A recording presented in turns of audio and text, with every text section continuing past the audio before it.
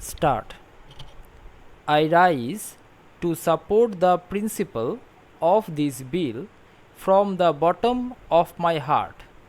This bill is the outcome of the Fiscal Commission's report, a very illuminating document. It has dealt with not only with subjects relating to industries, major or minor, big or small, but has also dealt with the agricultural industry. Several chapters have been devoted for the purpose of improvement of our agriculture. They have also devoted a greater part of their attention to the development of cottage industry.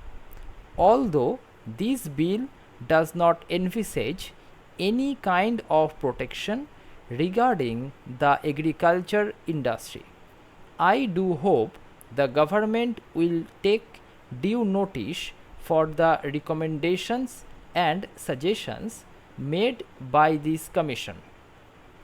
Not only has the commission made various suggestions, but our late colleague Mr. Mukhtar Singh, who was an expert in agriculture, has appended a very illuminating note on the development of agriculture in this country.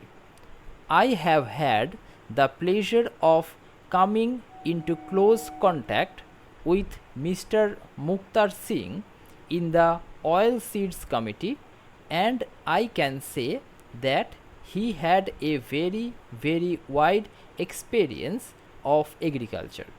Not only had he experience, but he had original ideas also. Although I was a chairman and he was only a member of this commission, he was a great guide to me.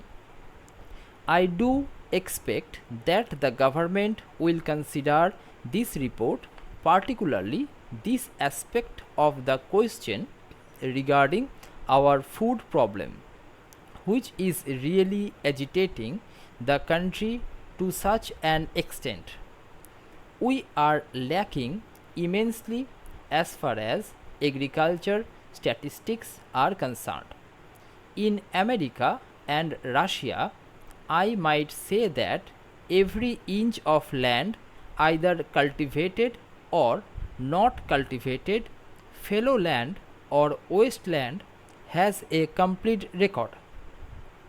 And they know how agriculture land could be developed or made use of, while we are lacking immensely in this respect. This report furnishes a great deal of information. Therefore, although this does not come within the jurisdiction of the Ministry of Commerce and Industry, I hope that government will bear this in mind as to what they intend doing as regards the recommendations of this commission as far as the agricultural aspect is concerned. Because this report has not come before this house for consideration, we are considering only a part of it, namely the big industries or the power and heavy industries, the point which I stated with regard to the cottage industry in an important factor. Now I come to heavy industries which are confronted with foreign competition. There is certainly a great improvement in this bill as against the provisions of the previous tariff board. I congratulate the government for bringing in the present proposal.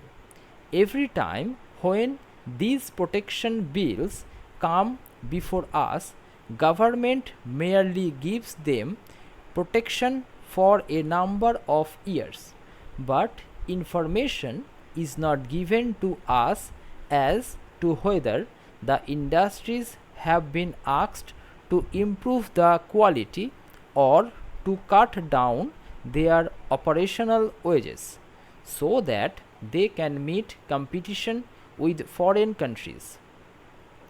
Along with these complaints were there, and the Fiscal Commission has dealt with all these exhaustively. I am glad that some of the recommendations have been embodied in this bill.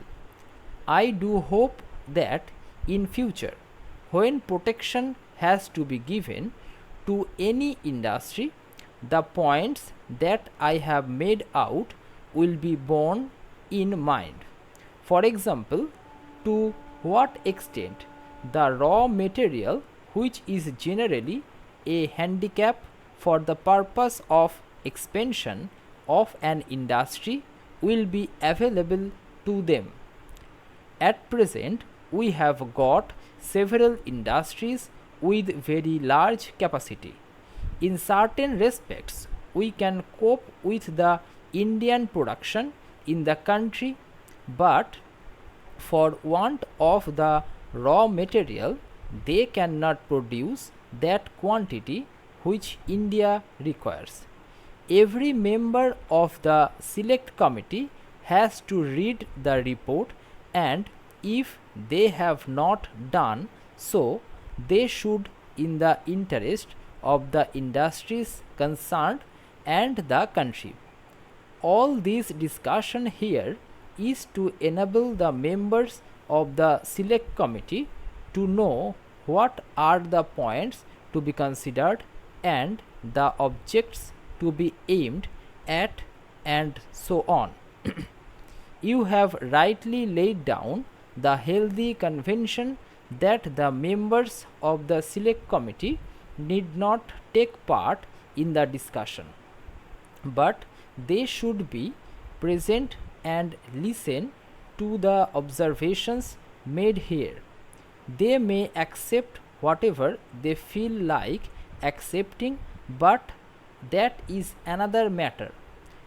As I said, this convention that you have laid down, sir, is a healthy convention, and nobody should take it ill of anybody says anything about this subject. I am saying the right thing according to me, and it may be agreeable to some and it may not be agreeable to others. Well, sir, regarding the number of members on the Tariff Commission, it has been stated that the number should be raised from 4 to 6. Anyway, power has been left with the government to increase the number by 2 if and when the necessity for that is felt. This arrangement should suffice, but it should not be governed by any consideration of economy. Stop.